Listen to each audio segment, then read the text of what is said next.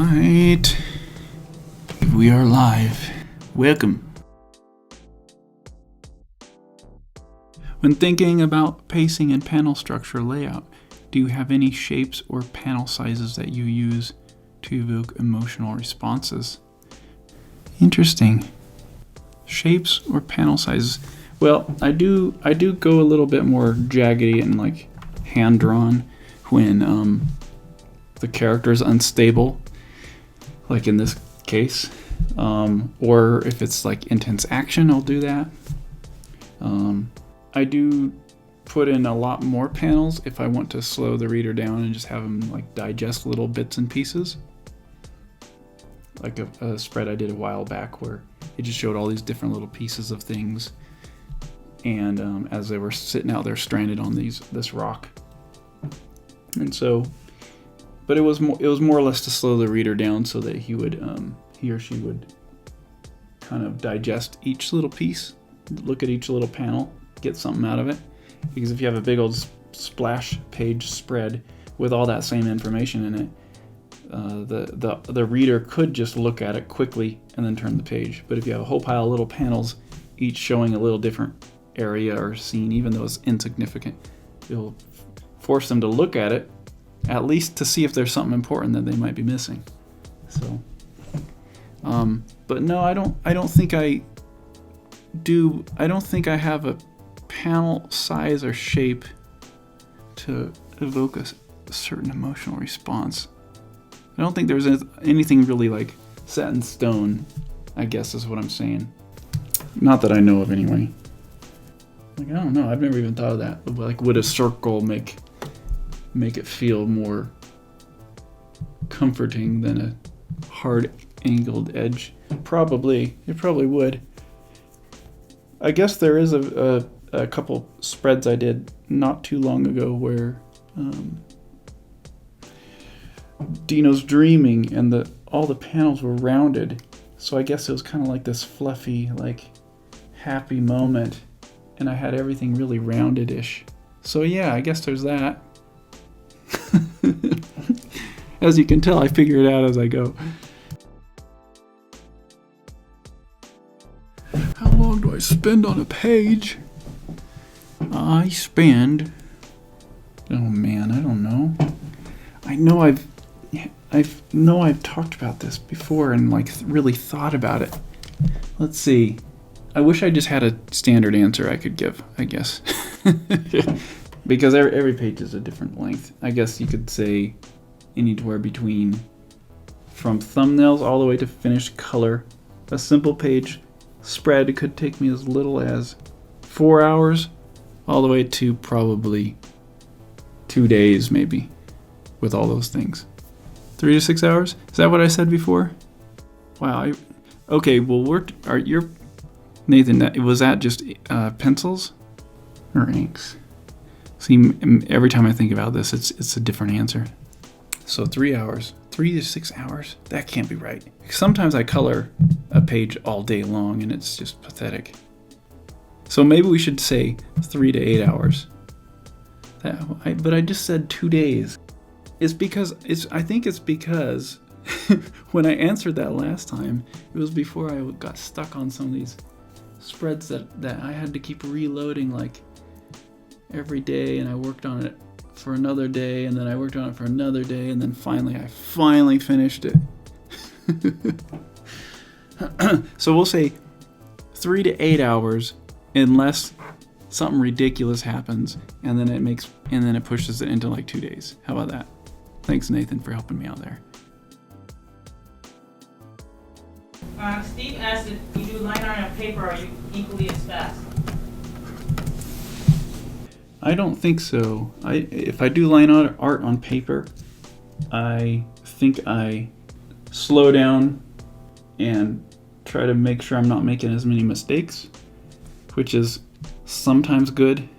And I think that's why I like doing that for thumbnails, because it makes me really think about what I'm doing. And then when it comes time to draw them like this, it's kind of freeing to be able to go fast and make mistakes and then be able to correct them easily. Whereas if I do it on paper, I would use tracing paper, and I would use a pen on the tracing paper, and I would go over it as good as I can, and then I would put another piece over top of that if I needed to correct it or change it. But you can't do the things like scale up and rotate and all that stuff, you know. So you really gotta kind of slow down and think about all the lines, and every step is kind of, or every idea that you have is a whole nother attempt. Whereas on the computer, like me scaling down his head, I didn't have to redraw it smaller. I just had to scale it down. So, you know, it makes that kind of stuff a lot easier to deal with. So if you have a scribbly undersketch to work with, do you ever get distracted by wonky shapes as you're doing the draw over? How do you manage to make nice on top of messy? You are a storyboard artist. That's fine. I do get distracted by wonky shapes, and sometimes those shapes transform the final drawing into something different than I intended by like holding on to those shapes. And sometimes I just have to kind of almost abandon those shapes and then start over when I'm refining it. I don't know if that helps. I don't know if that answers it.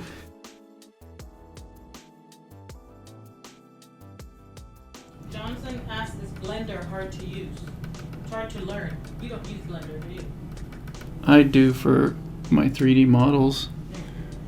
I use it for just taking the files and moving them around and then taking screenshots of them. Do you think it's hard to learn? It was for me, but I feel like any 3D software is kind of hard for me to learn. You know, until you learn the keys and everything, it's just, you gotta monkey around with it forever.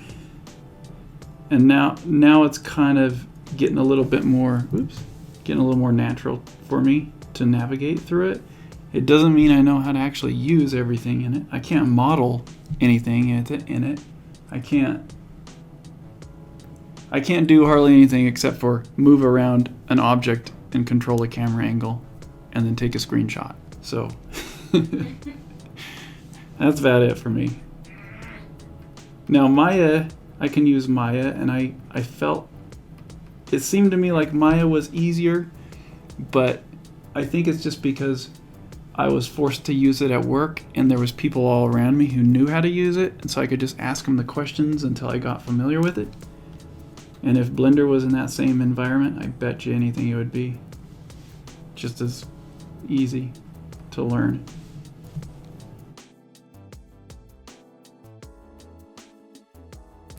Hey Lion, is there going to be a Spanish version of my books? I'm answering it right now. Okay. Well, that means there probably will if Shelly's answering it. Yeah, we would love to have all languages. It's just a matter of a publisher.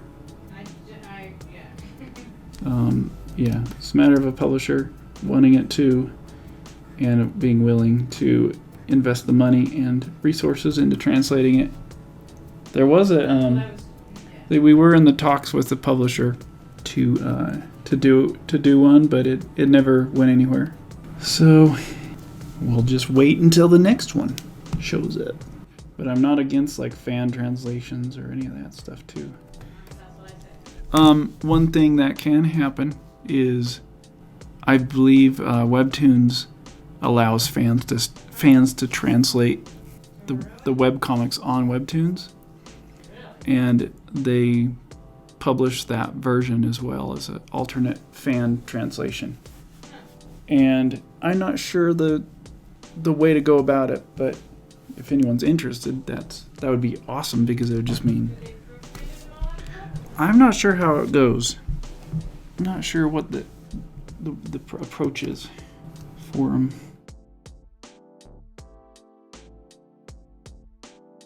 All right, guys.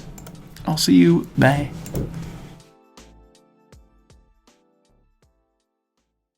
Hi guys, if you like this artwork, it comes out in a book called Sithra the Deep, and it comes out on February 1st. It's in pre-order sales right now. It's 176 pages of full color awesomeness. It was originally published on Webtoons, but now you can get it in hardcover book form. You can pre-order it now on IndieBound, Barnes & Nobles, Amazon, and for Canada, you can go to Indigo.